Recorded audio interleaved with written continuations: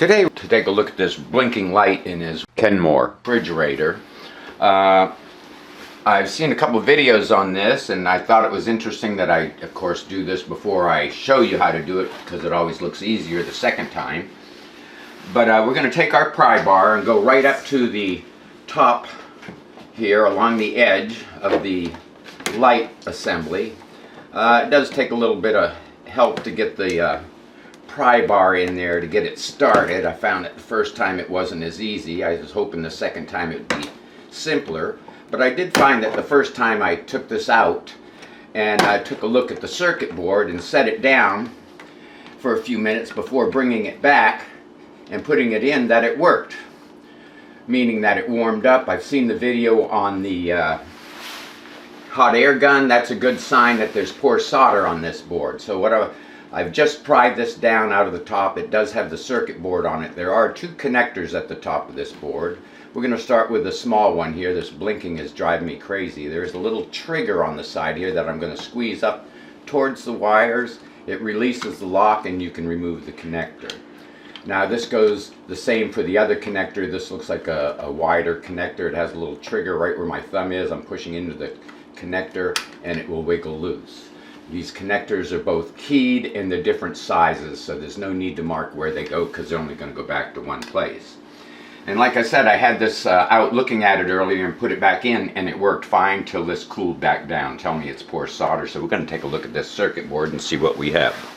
Okay, now I've removed the light assembly, and I was going to take my flathead screwdriver and remove the circuit board, but I found that pushing up on the tabs releases the board in here, so, and it's hooked in on the other side. So I'm going to push up one of the tabs, try and pull out on the edge of this circuit board, get a little pressure coming up, pressure on it. There we go, get it started, and this circuit board comes right up out of the opening.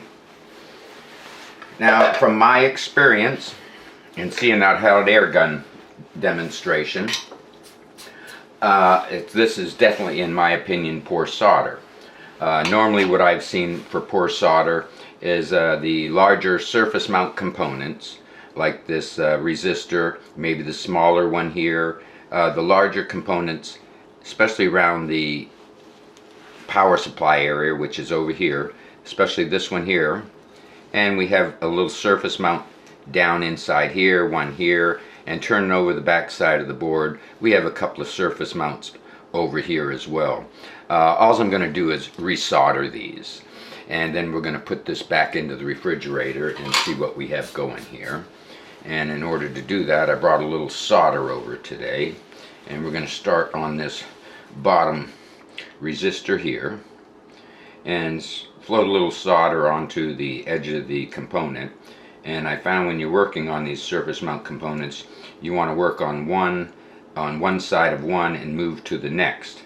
This way the heat can dissipate so that you don't move the component with too much heat.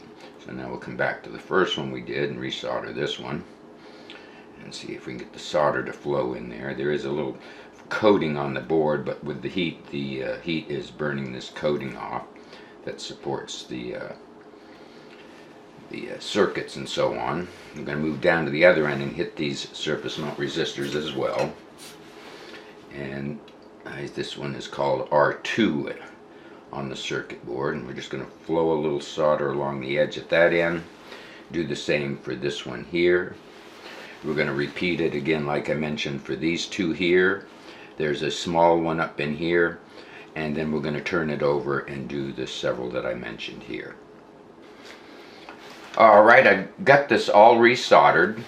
I was going to place it back into the holder here. Of course, one side has the hooks on it, the other one will snap back down over, so we're going to place it down into the hooks. The side with the two connectors goes into the hooks. It'll snap right down, and then we're going to push it back into place. Now let's put it back in and see what we got. Alright, we've got the board all soldered up. We're going to take these connectors back after putting the board in.